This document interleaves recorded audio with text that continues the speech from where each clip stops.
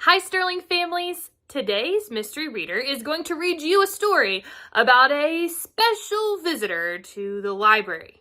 As you're listening to the story, see if you think that we need a special visitor like the one in the book to come to our Sterling library. Don't forget to listen for the word of the day and write it down on your calendar. Happy listening! Library Lion by Michelle Knudsen, illustrated by Kevin Hawkes.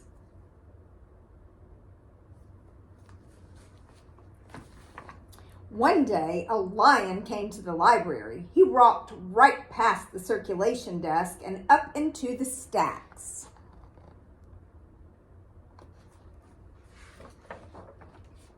Mr. McBee ran down the hall to the head librarian's office. "Miss Merriweather," he called. "No running," said Miss Merriweather without looking up. "But there's a lion," said Mr. McBee, "in the library." "Is he breaking any rules?" asked Miss Merriweather. She was very particular about rule breaking. "Well, no," said Mr. McBee. "Not really." "Then leave him be."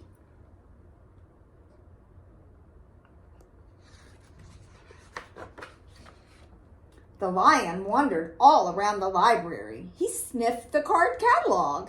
He rubbed his head against the new book collection. Then he padded over to the story corner and went to sleep. No one was sure what to do. There weren't any rules about lions in the library.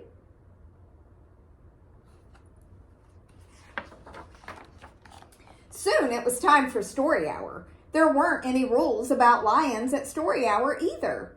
The story lady seemed a little nervous, but she read out the first book's title in a good, clear voice. The lion looked up. The story lady kept reading. The lion stayed for the next story, and the next story after that. He waited for another story, but the children began to walk away. "Story hour's over," a little girl told him. "It's time to go." The lion looked at the children. He looked at the story lady. He looked at the closed books. Then he roared very loud. "Roar!"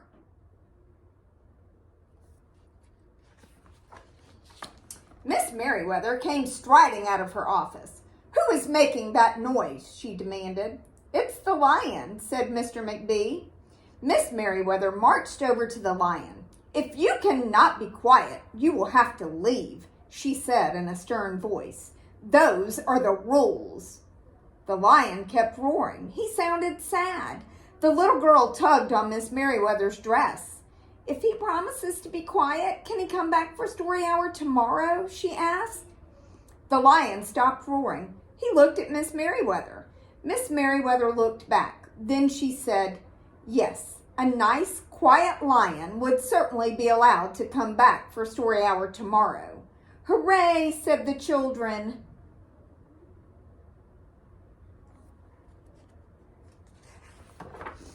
The next day, the lion came back.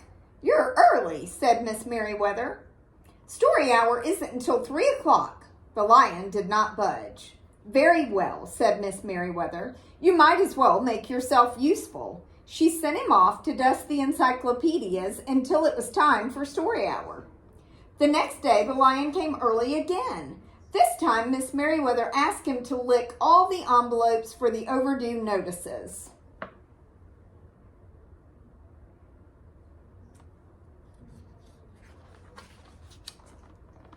Soon the lion began doing things without being asked. He dusted the encyclopedias, he licked the envelopes, he let small children stand on his back to reach books on the highest shelves. Then he curled up in the story corner to wait for story hour to begin.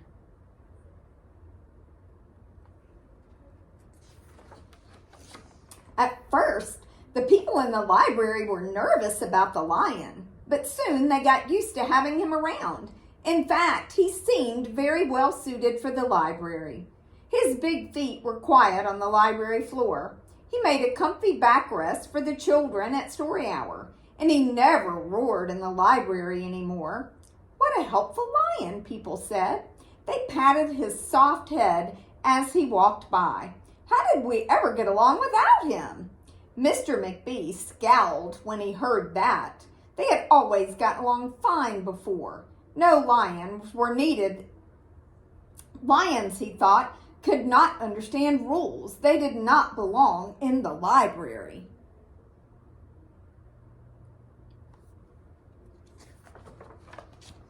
One day, after he had dusted all the encyclopedias and licked all the envelopes and helped all the small children, the lion padded down the hall to Miss Merriweather's office to see what else there was to do.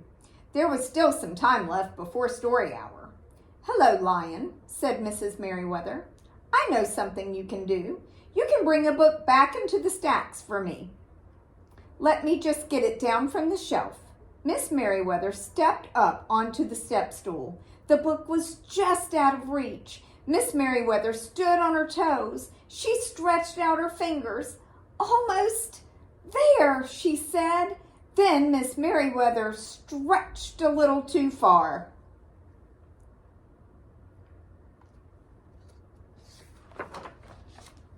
"Ouch!" said Miss Merriweather softly. She did not get up. "Mr. McBee," she called after a minute. "Mr. McBee!" But Mr. McBee was at the circulation desk. He could not hear her calling. "Lion," said Miss Merriweather, "please go and get Mr. McBee."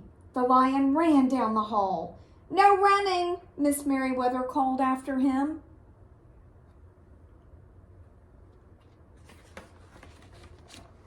The lion put his big front paws up on the circulation desk and looked at Mr. McBee. "Go away, Lion," said Mr. McBee. "I'm busy." The lion whined. He pointed his nose down the hall toward Miss Merriweather's office. Mr. McBee ignored him. Finally, the lion did the only thing he could think of to do. He looked at Mr. McBee right in the eye. Then he opened his mouth very wide and he roared the loudest roar he had ever roared in his life. Roar! Mr. McBee gasped. "You're not being quiet," he said to the lion. "You're breaking the rules." Mr. McBee walked down the hall as fast as he could. The lion did not follow him. He had broken the rules. He knew what that meant. He hung his head and walked towards the doors. Mr. McBee did not notice. "Miss Merriweather," he called as he walked in. "Miss Merriweather, the lion broke the rules. The lion broke the rules."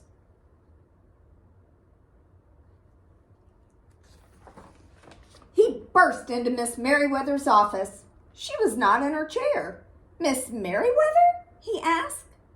"Sometimes," said Miss Merriweather from the floor behind her desk, "there is a good reason to break the rules, even in the library. Now please go and call a doctor. I think I've broken my arm." Mr. McBee ran to call a doctor. "No running," Mrs. Merriweather called after him.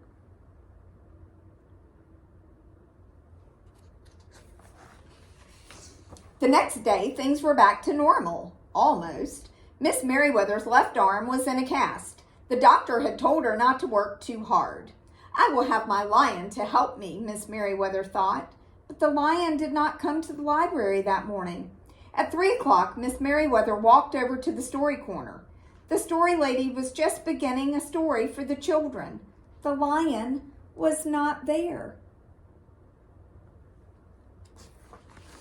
People in the library kept looking up from their books and computer screens, hoping they would see a familiar furry face. But the lion did not come that day. The lion did not come the next day either, or the day after that.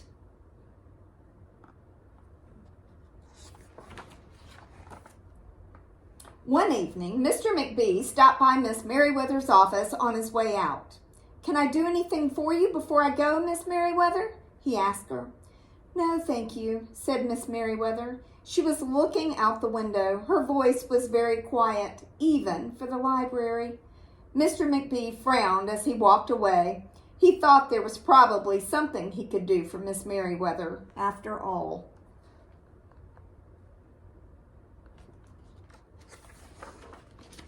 Mr. McBee left the library, but he did not go home. He walked around the neighborhood. He looked under cars. He looked behind bushes.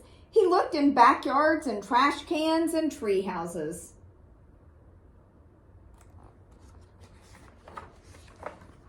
Finally, he circled all the way back to the library. The lion was sitting outside, looking in through the glass doors. "Hello, Lion," said Mr. McBee. The lion did not turn around. "I thought you might like to know," said Mr. McBee, "that there's a new rule at the library. No roaring allowed unless you have a very good reason. Say, if you're trying to help a friend who's been hurt, for example." The lion's ears twitched. He turned around, but Mr. McBee was already walking away.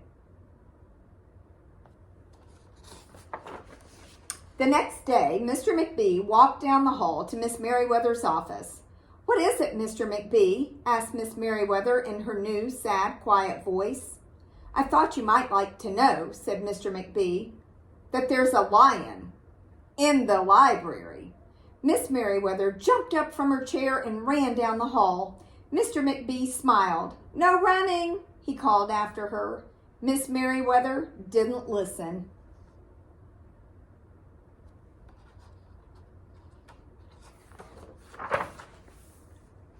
Sometimes there was a good reason to break the rules, even in the library. So, what'd you think? Do we need a lion to come to our library at Sterling? Be sure to visit Miss Matthews and Miss Shepherd in January and tell them your thoughts about bringing a lion to our Sterling Library. Don't forget to find some time to read your own book today, and we will see you tomorrow for our next Mystery Reader.